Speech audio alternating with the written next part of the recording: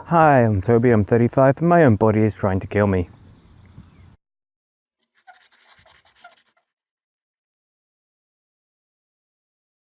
Moving on, we've got a nice view of the liver anatomy.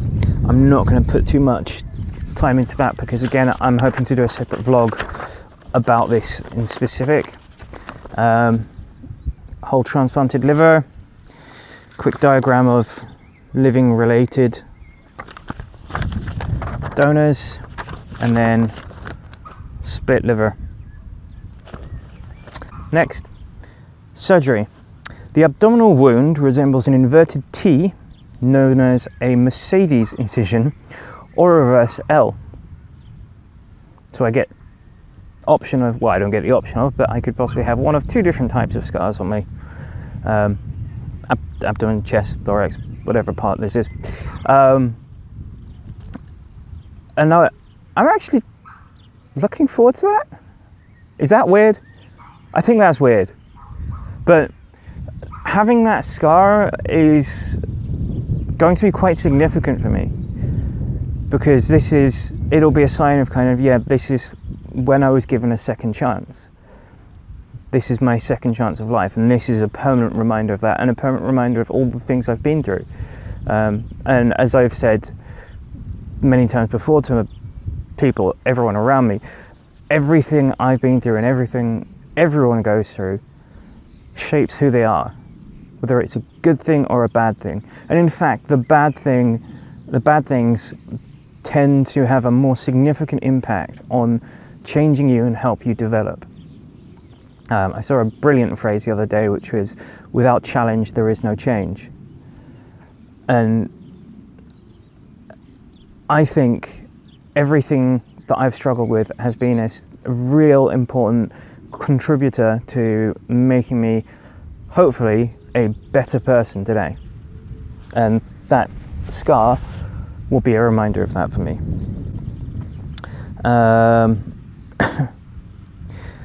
So they talk about putting in drainage tubes to drain blood and fluid from around the liver.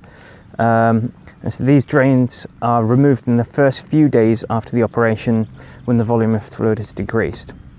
Some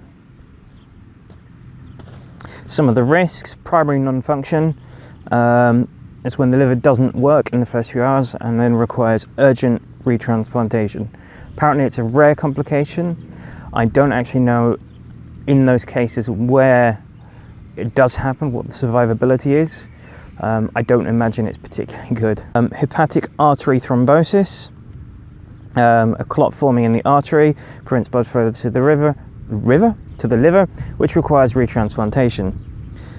Kidney problems, says kidneys don't work efficiently, you get connected to dialysis, and it's usually a temporary thing which is sorted out. Rejection is completely expected. You've got a foreign liver in your body's going to go, no, this isn't mine, and try and get rid of it. So you'll be on these immunosuppressants, which I'm already on because I have autoimmune hepatitis, so it'll be very much par for the course for me. Infections are obviously a high risk with any surgery, and in hospitals you've got the high risk of MRSA. There are certain things you can do to mitigate these risks, but it is a big risk, and no matter what you do, you can't guarantee that it's not going to happen. So again, just fingers crossed on that one. Biliary complications include a leak of bile from this delicate tube or scar tissue causing an obstruction. Well, there we go. Usually dealt with by inserting a tube called a stent via endoscopy, or occasionally by surgery. And then disease recurrence for people who have the viral diseases. I'm not sure that applies if you have autoimmune disease because, again, obviously my body is going to reject the foreign liver. So yeah. Okay, this is the cool. It's a bit of a weird order, this, because we've gone into the surgery before we've talked about getting that call. But you know, so when there's a suitable liver, you will get a call, and it can be at any time of night or day. It says it's usually in the evenings. It says they will discuss with you what time you need to come and explain which ward to come to. Usually we will ask for you to be at the hospital within 2 to 3 hours of the call. So that's one of my other concerns, is being able to get there on time, because I don't drive, don't really have other people who can just suddenly drop things. Like where I work, like I say, I work in a school, so it's not like somebody else can suddenly just walk out of the classroom and drive me to the hospital. So I'm going to have to probably keep some money in my pocket and be ready to take a taxi at any time, which makes me nervous, because then if it takes an hour for the taxi to even turn up to me, and it's another thing that I'm kind of concerned about. I will talk to the assessment team and see if they can make any suggestions or advice, because I'm sure I'm not the only person to have this particular situation and concern. And believe me, if I try and walk it, it'll take years. Basically says, have a bag packed and ready to take with you. I think I've mentioned before, I have my hospital go bag. That will be with a friend. So literally when I get the call, I can just go myself. That's it. Don't need to grab anything, just go. And then my friend will bring in my bag later, which has spare clothing, books, a whole bunch of other stuff that I thought I'd need. And that'll be there ready for me when I need it, or when I wake up, or whatever happens. Immediately before the transplant, you have more blood tests, chest x-ray, electrocardiogram, and urine test to check your current state of health.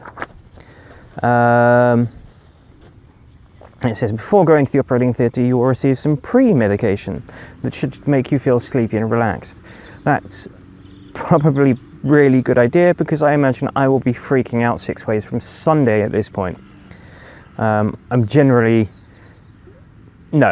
generally quite calm. I'm generally quite an anxious person. I try to be calm, but I think in this situation I will be chewing the walls.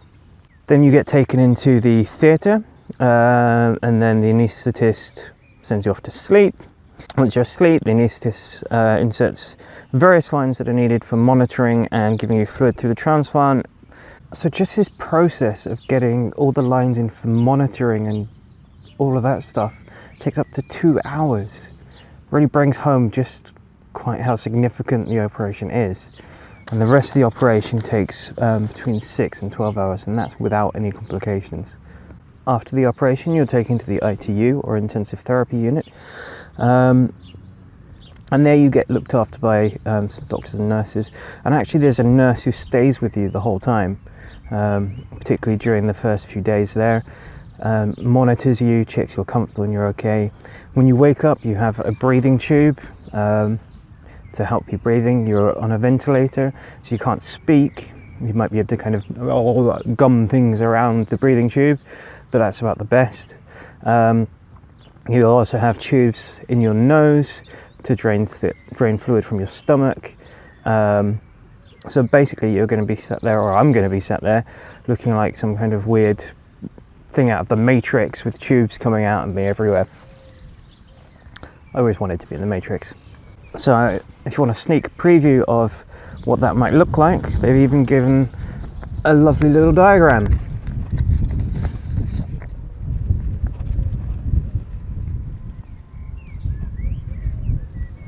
So you can see all these tubes coming out. It's going to look quite dramatic. I will see if I can get some photo or videos done while I'm in that state. If I can convince any of my friends to be sadistic enough to just stand there laughing, pointing and recording evidence of the pathetic state that I'm in, then I will try to post that for you to see. I'm assuming that I will be somewhat clothed. After the ITU, you get moved to one of the liver transplant wards, and it's between 2 and 5 weeks without any complications that you'll be staying on that ward.